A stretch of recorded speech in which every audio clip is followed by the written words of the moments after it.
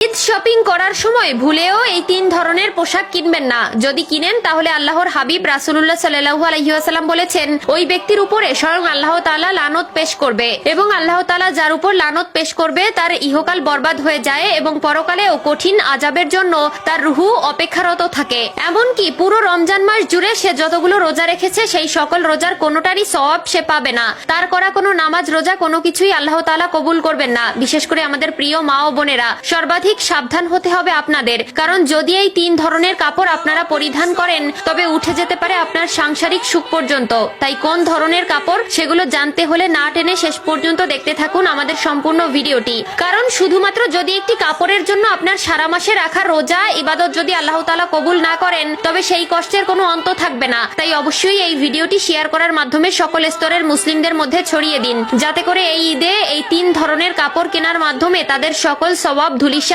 না হয়ে যায়। কেননা প্রিয় নবী সাল্লাল্লাহু আলাইহি ওয়াসাল্লাম বলে গেছেন, আমার বলা একটি বাণী হলেও অপরের মধ্যে সেটা ছড়িয়ে দাও। তাই আজকে আমার প্রিয় নবীর উম্মতগুলোকে দেখতে চাই, যারা প্রিয় নবীর একজন প্রকৃত উম্মত হিসেবে নিজেকে দাবি করেন তারা অবশ্যই কমেন্টে একবার আলহামদুলিল্লাহ লিখে যাবেন। তো চলুন ভিডিওটি শুরু করা যাক। প্রিয় দর্শক, মুসলমানদের ধর্মীয় অনুষ্ঠান মাত্র দুইটি, একটি হলো ঈদুল ফিতর, অন্যটি ঈদুল আজহা, যেখানে তুলনামূলক ঈদুল ফিতরে অত্যাধিক পরিমাণ জামা কাপড় কেনার ঢল দেখা যায় শহর বাজারে, যেখানে থাকে নানান ধরনের বাহারি পোশাক। তবে প্রিয় নবী সাল্লাল্লাহু আলাইহি ওয়াসাল্লাম বলেছেন, এই তিন ধরনের কাপড় যেন আমার উম্মতেরা কখনোই পরিধান না করে, যার মধ্যে প্রথম কাপড়টি হলো পাতলা কাপড়। বর্তমান সময়ে মার্কেটে গেলে দেখবেন পাকিস্তানি ড্রেস নামে এক ধরনের নারীদের পোশাক বের হয়েছে এবং সকলে সেটা কেনার জন্য মরিয়া হয়ে পড়েছে। সেই সুযোগে দাম বাড়িয়ে দিয়েছে দোকানিরা, কিন্তু প্রিয় নবীর বলা হাদিস অনুসারে উক্ত পোশাক পাতলা বর্ণের হয়, সেটি আমাদের পরতে নিষেধাজ্ঞা রয়েছে।